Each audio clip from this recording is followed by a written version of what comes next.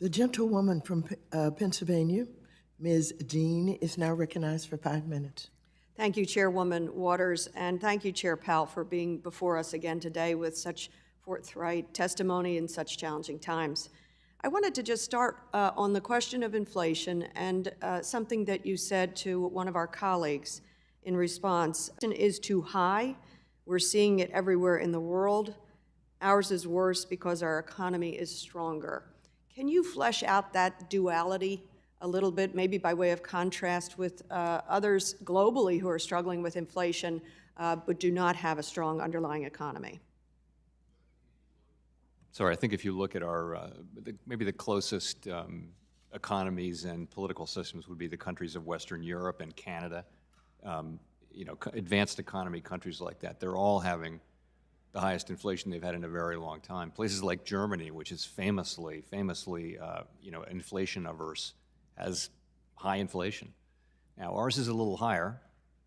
Our economy is now well above the level of output that we were at before the pandemic. If you just look at the output an economy had before the pandemic to where it is now, we're way above that, and other countries are kind of just getting back to that level. So we've just had a stronger recovery, and that is because of monetary policy and fiscal policy and also just vaccines and a whole range of factors. So our inflation is definitely, of the advanced economies, ours is higher generally. You know, we're going through the same process that the Bank of England and other central banks are going through, which is, you know, raising rates and trying to get inflation back under control. Very committed to doing that. It's a common problem.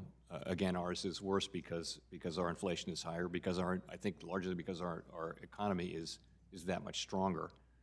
And I know you have a series of meetings and possible rate hikes. You talked about in 2 weeks, likely the 25 basis points increase. For my constituents, my consumers, what impact will we begin to see, will they begin to see with the small incremental rate hikes? So it's a little bit like the rate hikes that took place in the first part of this century. Not the rate hikes that took place after the global financial crisis were much slower.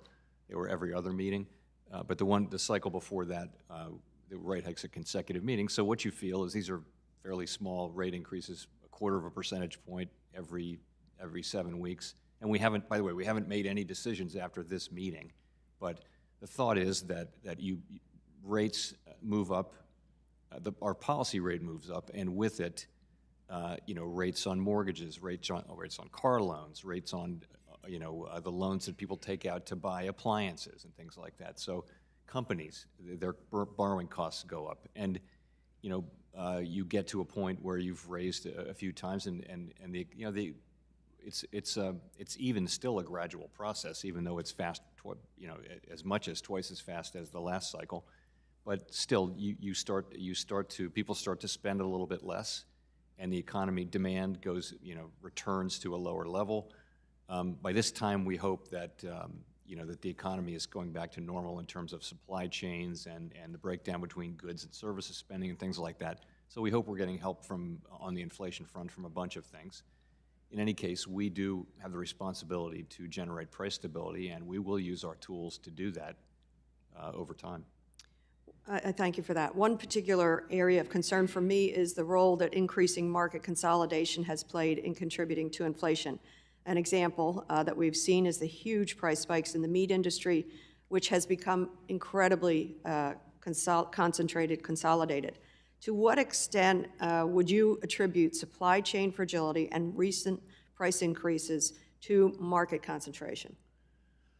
So we're not the competition authorities, and so I would defer to the competition authorities on all those questions. In terms of inflation, though, inflation really is mainly a macroeconomic phenomenon, and which doesn't link in the aggregate very well to concentration. Some of the most concentrated industries, in fact, were those that drove low inflation. I'm thinking there of warehousing and retail and things like that. Those industries consolidated and they drove lower prices. So it's not so obvious. There clearly are industries where that may be the case, where they've become consolidated and they're able to raise prices. It's not clear they'd be able to generate an inflationary cycle, but they could certainly raise prices in the first instance. It's not a settled question in the economics, but The again, we gentlewoman's defer to time the has competition expired. authorities. Gentlewoman's time has expired. Thank you, Madam Chair. Thank you.